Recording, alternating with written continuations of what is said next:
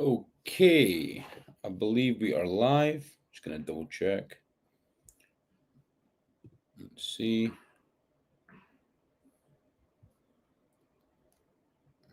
Give it a second.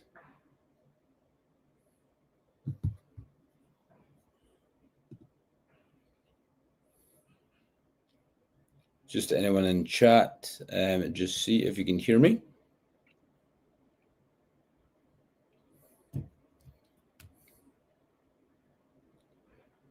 Let's see. Hey. Okay, right. So we're live on YouTube, which is good. I'm just going to check LinkedIn on my phone. Let's see. Okay, I can see my face now on LinkedIn. Let's see. Can I? Yes. Perfect. Okay, hello everybody. How are we doing? Introduce myself again. I'm Aaron. I head up Instantly's VIP team. It is our own Done For You outbound program that we lead inside of Instantly. The purpose of this webinar, this call, is literally just me sitting here answering all your questions about outbound. It could be some campaigns that you're finding hard. You might have roadblocks, anything like that. Please just ask me anything and I will answer it. Okay, so what I'm going to do is I'm going to throw stuff up like this onto here, and I'll begin to answer these questions. So just chuck them in. I'm going to sit around for probably 20-30 minutes. So if you've got any questions, ask them now, and I'll just take them case by case as they go down on my right side. So the first one we have, I'm running a cold outbound. So I'm running a cold outbound campaign for staffing agencies, focusing on the mental health industries, but we're having problems generating qualified leads. So what I would say is, I'll go back to what I always talk about. When you send emails, always think, how can I make this email so ridiculously relevant and personalized that it just prompts a response? And how can I make the offer something that's actually worth money? Something that people would pay for, but we give away for free. And that's how you win people's trust. So what I would say for this case is I would be thinking about what is the best possible thing we could ever do if we were to part ways with all of our clients, all of our internal stakeholders, and we were to serve this one prospect, focus our whole company resource to solving this prospect's problem. So when we do that, think how much value they would get, retain that value, and make that scalable, make that loan resource to deliver. And I begin to test 5-6 different offers, and I would keep your TAM, or I'd keep your addressable market fairly loose. I wouldn't go too in deep. I would firstly find the offer, then I'd think, okay, well, when does someone really need my service? And that's when we can begin to use trigger-based outbound, because we've isolated what the offer is, what works, and just a simple test, an A/B. Let's see what the relationship is between X and Y. We understand that. Then we can move on to saying, okay, well, what's the customer's positioning, or what's the potential prospect's positioning where they're more likely to buy as well. And then we can use things like instant automation, where we can add in LinkedIn outreach as well through our different integration partners. Hope that answers your question. Okay, hey Aaron, what are some subject lines that you've seen that work pretty well today? This one's really simple, and I get asked about this a lot. The best subject lines are those that are as if you were communicating one-to-one with an internal stakeholder. So if you think about it, if you're to say like, you're wasting spend, let's say that was a subject line, right? If I see that, I know someone's trying to sell to me. And some people just don't like cold emails. People don't like getting that in their inbox. Immediately they turn away, regardless of your offer. So I would always frame my subject lines as something I would actually send to an employee in that company without lying. And those are the best possible subject lines, because it prompts an open, it prompts oh, what's this? And then obviously we tie in with kind of who we are, what our offer is, all these good things. Hope that answers your question.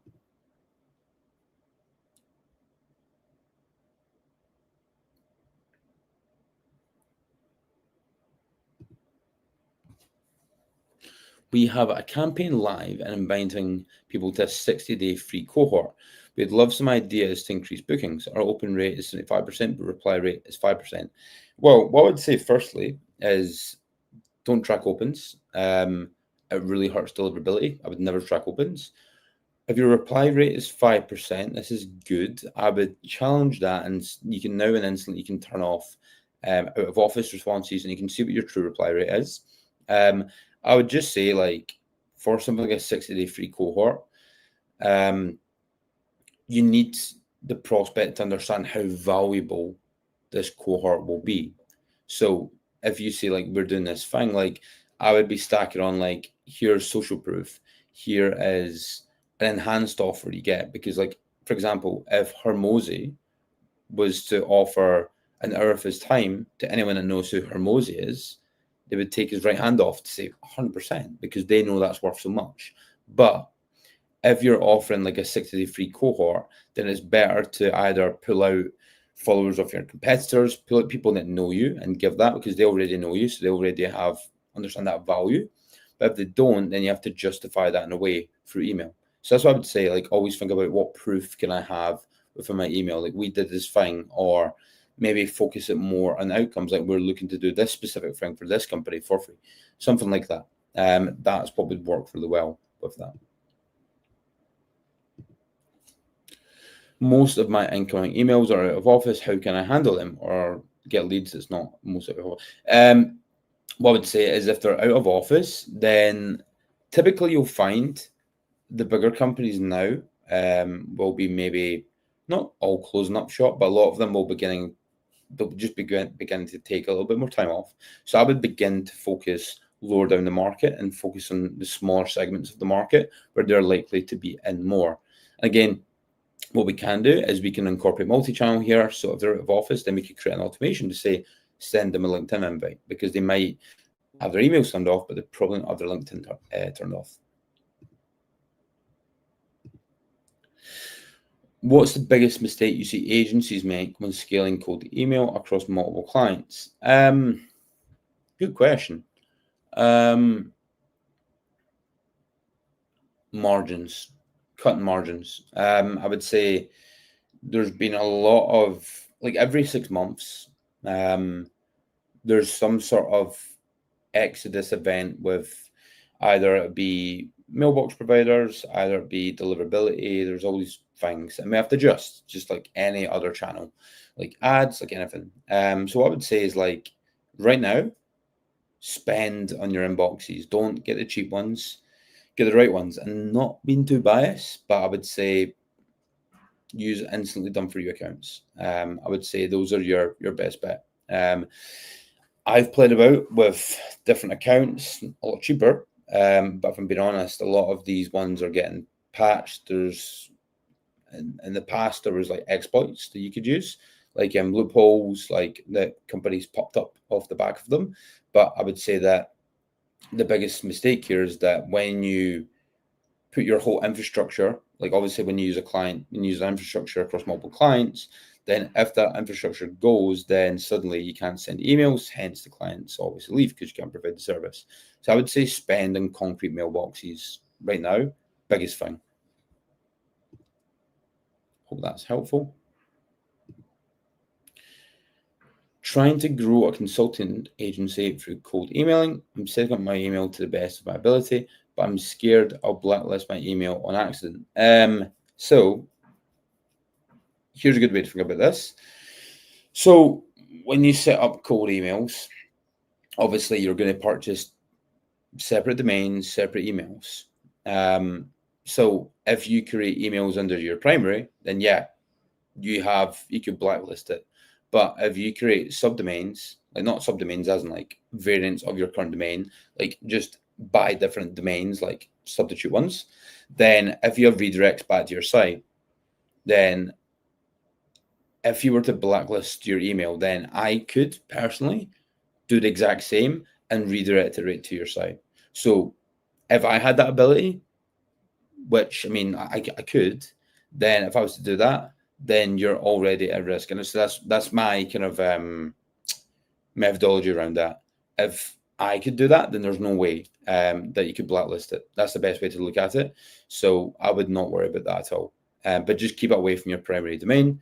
And just remember, like, I could set up 5,000 domains and direct them to Microsoft and then conduct spammy emails and hurt them all. And then that's not going to impact their domain. And it just couldn't, because it would make no sense, because anyone could do that to their competitors, literally.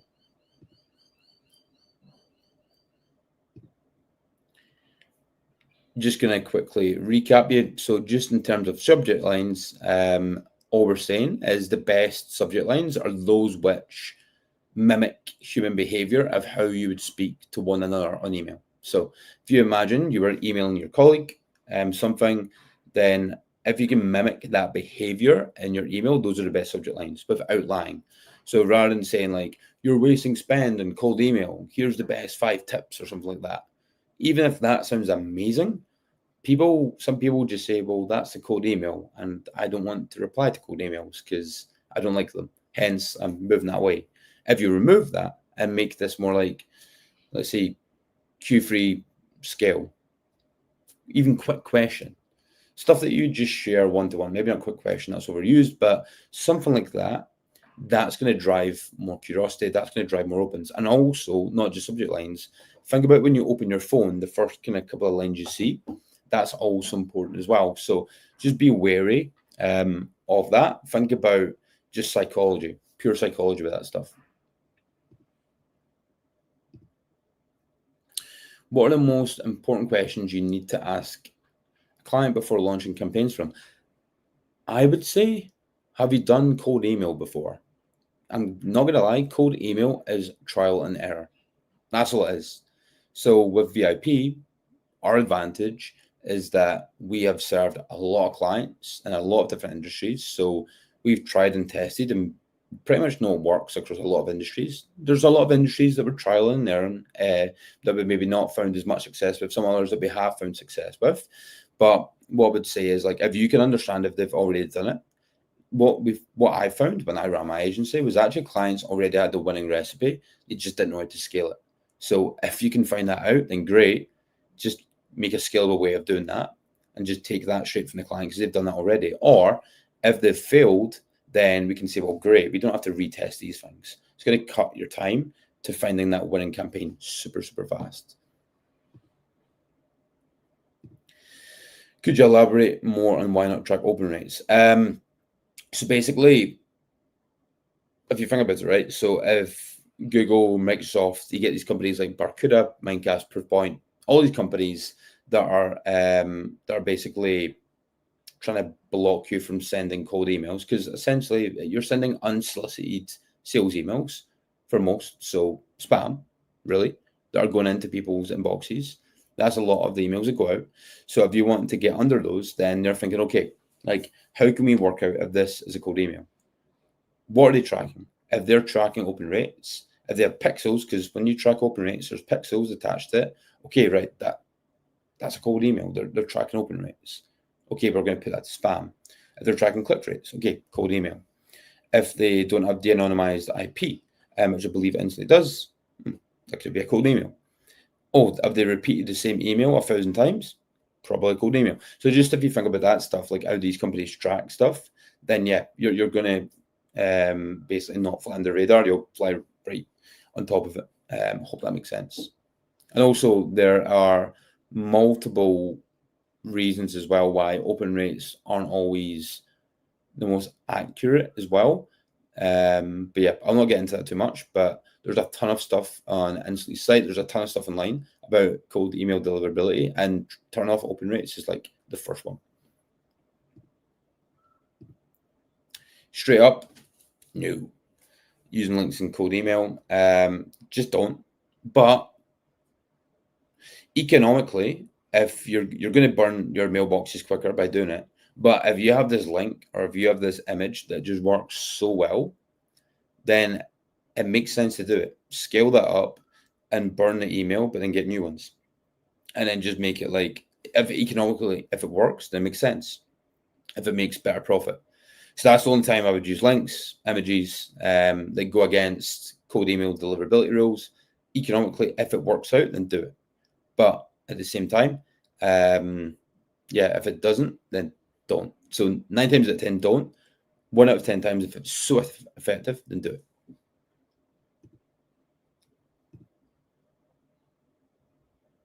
Pain points, ICP achievements are great variables to personalize the email. Yet I wonder if there's a variable that would increase the personalization dramatically. Do you have one in mind? Forget about personalization. Think about relevance. So,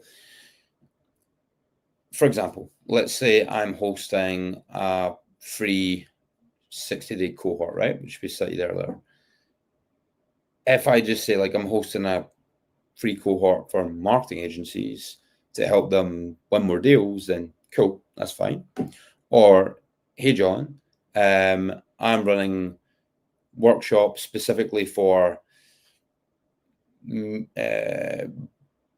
deep brand marketing agencies who typically work with SaaS companies in Wisconsin.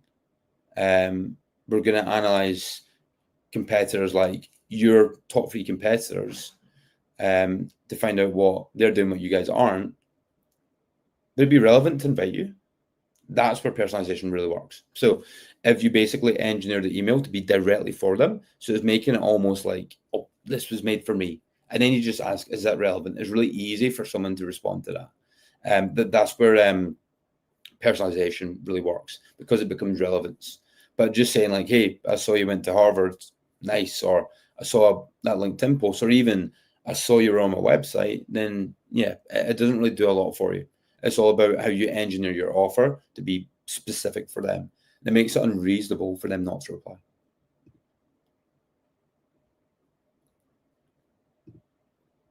How do you measure the success of running a cold and outbound campaign for a photography studio? It doesn't really matter if it's a photography studio. I would say that just the way to measure outbound campaigns is opportunities, right? Or book meetings. So ideally, for every email you send, or for every 100 emails you send, you get a positive response, right? That's fantastic results. If it's 250, that's great. If it's 500, then it's good. If it's 1,000, yeah, sorry.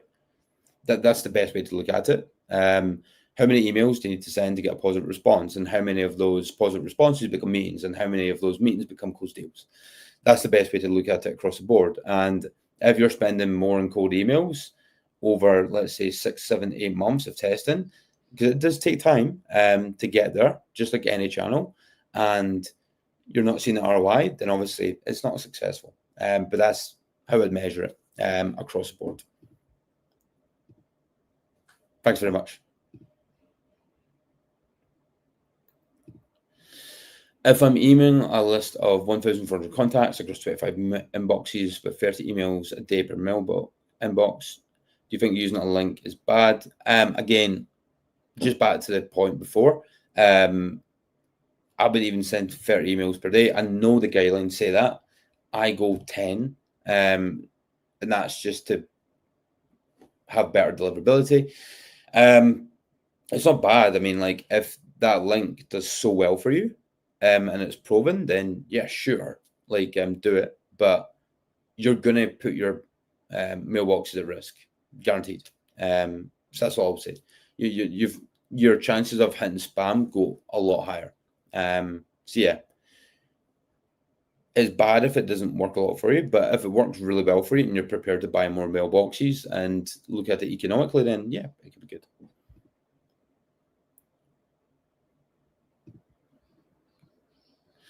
If you make mistakes, sorry, I can't read today. If you make mistakes for your first few days of a campaign, you're now going to 50 to 90% to Google spam boxes and PTs, landing 100% inbox. What should I do to turn these around? Am I cooked?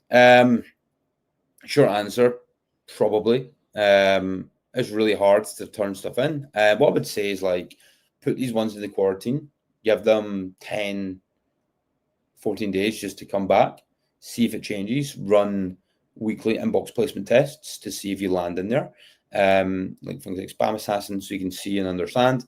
Or you could just say, well, I'm going to just focus these specific mailboxes on Outlook That's also a play as well. And I'll just avoid Google. So you're not fully cooked, but yeah, it's not great.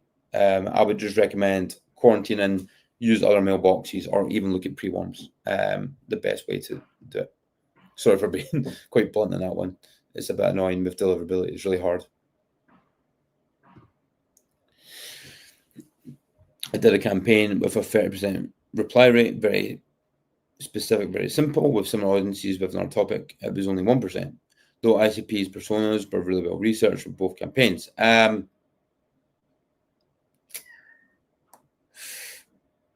Yeah, I would just say like cold email and other channels are just different. There's not a correlation all the time.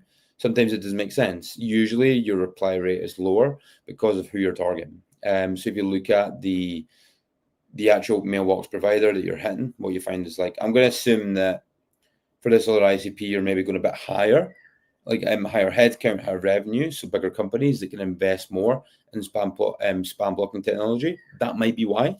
If you go for really small companies that have none of that, then you're going to land more in. And I'm going to say that 30% of that reply rate, a lot of that will be OOs. If it is 30%, then teach me what you've done, because that's pretty awesome. But yeah, but that's what I would say there. I would say don't bog down too much in personas, ICPs. Don't research them. Just launch, see what happens, and iterate. Yeah, you can only get so much from research. It doesn't always correlate. Just get out there, launch campaigns, and just take the data back and use that as your research. Easiest way to do it. I do a lot of posts on that.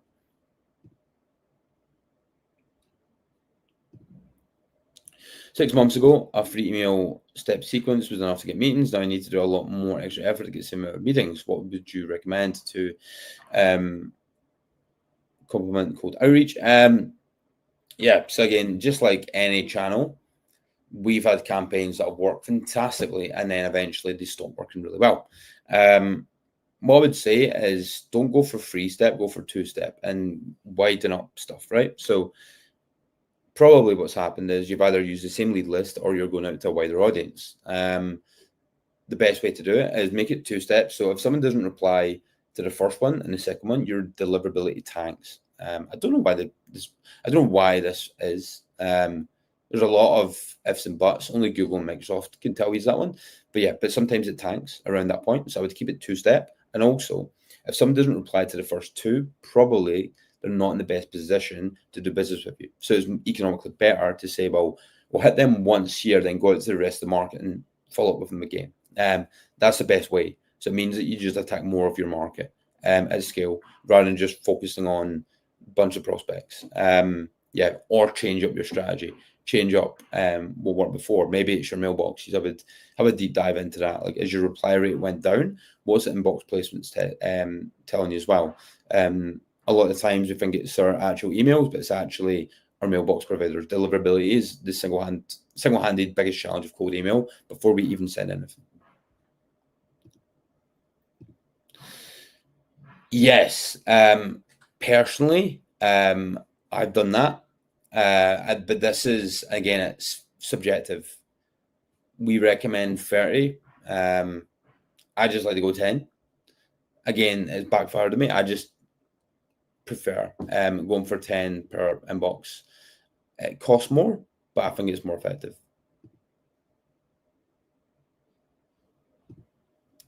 Spintax. How much does this actually matter? So what I would say is it matters a lot. Not always, but I'd say if you're going to send cold emails at scale and you want your mailboxes to last long, then being able to, and just for everyone that doesn't know Spintax is basically the ability where rather than just saying like, best, Aaron, you might say, thanks, Aaron, sincerely, Aaron. So each email will send out like something random, all of those free, rather than just sending the same thing. So cold email providers, mailbox providers, when they're looking to assess if this is spam or not, they say, well, this person's changed around this stuff. So I'd say, yeah, if you're going at scale, if you're sending 1,000 emails, then probably not. It's not a big deal. But at scale, it will really help because it means that you can repeat the same email, but change that round. You can say the same thing, but slightly differently. That's what I would say there. 30% real replies, not all. Wow. That's impressive. Definitely connect with LinkedIn and teach me that one. 30% reply rate is really good. Be interesting to hear what mailboxes you're using for that. But yeah, I would say like it'd be good to know like when you change your ICP or when you went for a different audience, was this a bigger audience? Like what was the change here? Was it just a different industry? If you give me a bit more context, and I can maybe answer that a little bit better for you. I get positive replies, but they don't book when I send the link. Your prospects you reach out to most likely do not know who you are. So here's a way to go about it. So if someone says, yeah, sure, interesting, then that's great. But what we want to go from there is if they don't book in, then they've just responded to one part. We've still got to nurture that prospect. We've got to spend a bit of time with them. We can use an AI agent to do that. So first, if we can respond within 5 minutes using the AI agent, and you can train it before, I can do that for you, and I can book in the meetings for you, and you can nurture that prospect, or you can add in like a subsequence. But usually what I do is if they respond, yeah, then, and they don't reply, I'll be like, hey, John, like you responded to the email before, like we did this for all these people, kind of what more can I send you to give you this value or to take that next step? That's kind of the best one. Or you could be really cheeky, and I don't know, GDPR debatable if you can do this, so I'm not recommending this, I'm just saying it's an option. I've seen it, is that I've seen people actually use the API to push them into something like a MailChimp, and then they run like a value sequence of like 30 days where they just hit them with a ton of value for 30 days into like an ecosystem of things. Like our Mosey talks about this, it's like the 7 to 14 30 method, I think, something like that, where you just constantly give them value. So you're not saying just checking in, just circling back. You're just saying, here's more value, here's more value, here's more value until you begin. Going from social media to cold outreach, what should I know? How is the playing field different?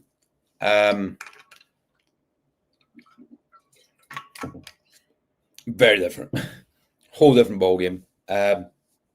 Just like anything, you're working out algorithms, you're working out things on LinkedIn, maybe Instagram, maybe Facebook. Just like that, there's cold email, and you don't really know really what's going on with the algorithm. It's an interpretation. Only the providers know what they've done. Just like spam. So I think your biggest thing is really study deliverability. Take a look at my LinkedIn. I'll share it at the end. I'll maybe just drop it in right now. Hold on now. I'm just going to grab this. I post a lot about cold email. I'm just going to post that in here. Boom. That's it in. Yep, my LinkedIn's in the bottom there.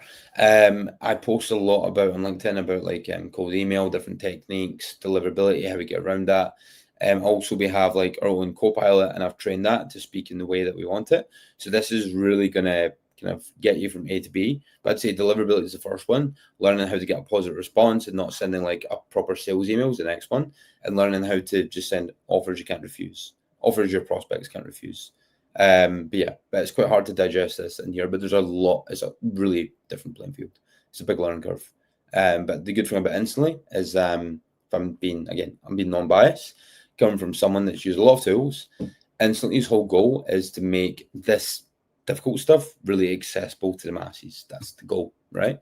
So Instantly is probably the best place you've got. We've got accelerators, we've got more things, we've got me that helps, we've got lots of support to kind of get you there. So I'd really get the books out, study, test, try it. Instantly's got everything in the platform for you.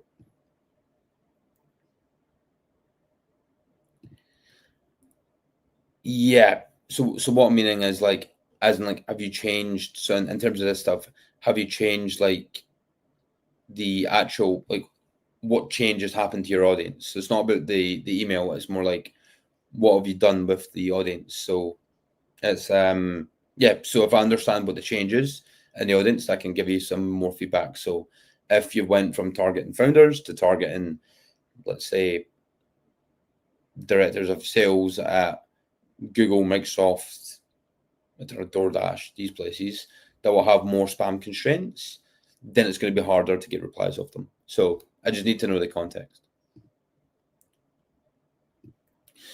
If mailboxes are cooked, do I get mailboxes but keep domains, or should I get fresh domains as well? Fresh domains. So basically, if I don't have any props to use, but basically, you've got one domain.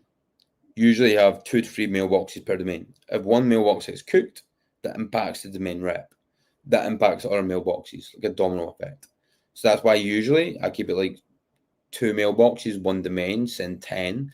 So then these stay around for a while. So I would say like put them in quarantine, let them re-warm up, stop sending with them.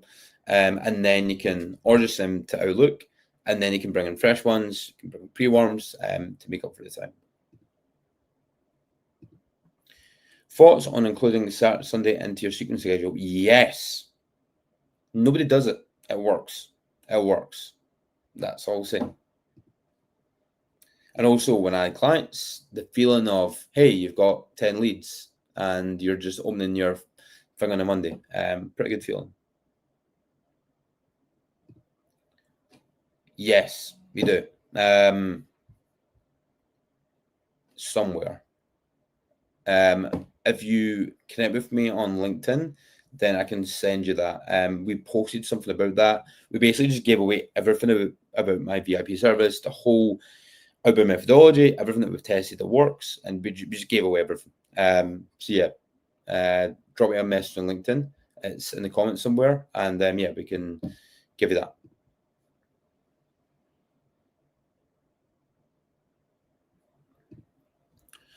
What would be the reason why I have so many bounces that my campaigns end in auto?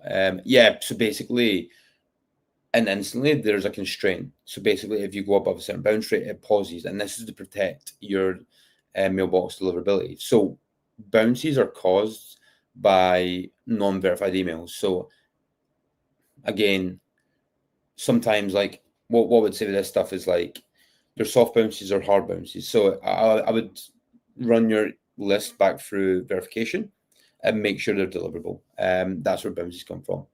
Or sometimes if your mailboxes maybe have been around for a while and they're maybe burned out, then this can also cause bounces.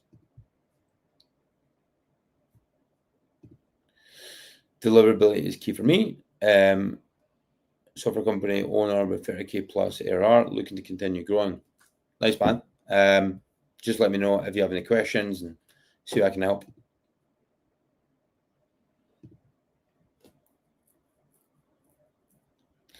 Completely up to you. I wouldn't go above 30. I keep it 10, 15, usually, but that's just for longevity.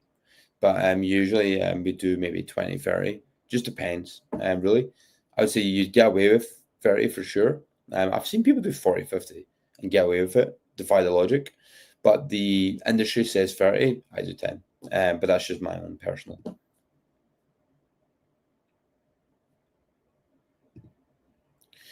We target SMBs. Our mailboxes keep getting cooked due to list building.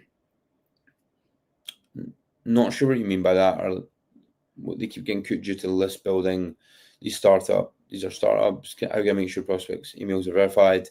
So with Instantly, you can just verify emails. So you can actually do a waterfall. So you do super search, do a big lead list, tries different providers, all the providers' household names, and it verifies. So it finds the right email and then verifies it as well. So you're then left with the right email verified, tested across 5, 6 different sources, rather than some tools that maybe just use one source or anything like that. So you can just find more. I'm currently warming inboxes. The max warming emails per day is 10. Once warming is done, I want to send 30 emails per day. Should I start with less outreach per day or increase warm emails? I would say stick to the automatic guidelines. They're there for a reason. Sometimes I play about with it. Depends on situations. Depends on the mailboxes I use. But I would say, just slow ramp. Go all the way up. If it was up to me, you would wait 30 days, but it's hard to wait 30 days to go. But I would say, slow ramp for warm up purely for 14 days, slow ramp for like 5, 6, and scale it up, because it's new mailboxes. Microsoft are like, oh, you guys in the block, is this a spam email or is this like a new one? Yeah, and that's kind of the way it works. Love it. Love it. Interesting to see how we get on. Nobody sends on Saturday and Sunday, so unless like it's like massive corporate companies that will not have their laptops, like we were targeting like restaurants, and Sunday was like 50, 100 lead day, with like not that much volume.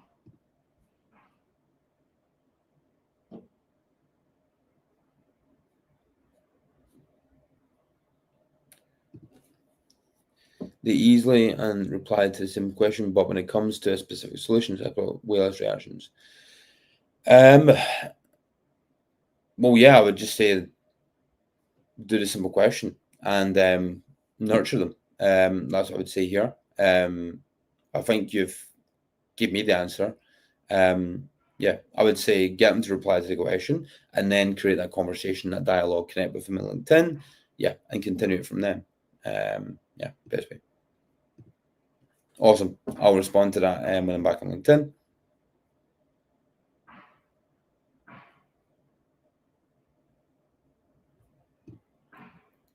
So if one email gets taken off warrant pool instantly, the whole domain is cooked. No, I would say like again, it depends where you get your mailboxes from. That depends. There's some mailboxes that are good. Again, I don't know the science behind the warm-up pool, but from what I gather, not from every warm-up pool, but if there's mailboxes that aren't great, then if they're in warm-up pool, then they can impact the rest of it. So yeah, typically, I've seen it. I can't guarantee it, but I've definitely seen good warm-up pools kick things out, just in case it like kind of violates things and hurts other people in the same pool. But yeah, I would say like it's not cooked. I would just say like put it back in if you can, or contact support to find out why. Sorry, I meant total email send volume, like between client emails, my own emails. At what level skill do you recommend having your own IP light speed? If you can do it, you're just going to get better deliverability. You're going to have more control, for sure. So I'd say like if you're sending like 1,000 per day plus, do it for sure. Yeah.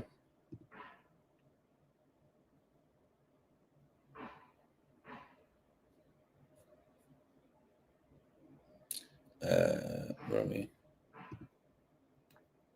Oh, have a good night. Have a good night.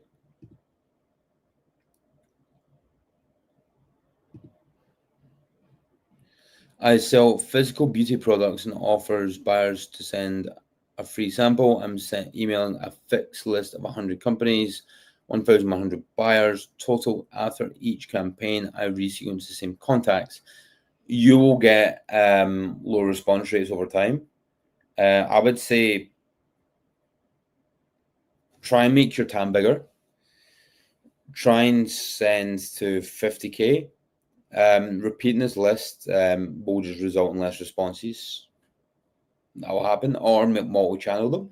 Try and go for LinkedIn, go for different places. I would say, if I'm right, hold on.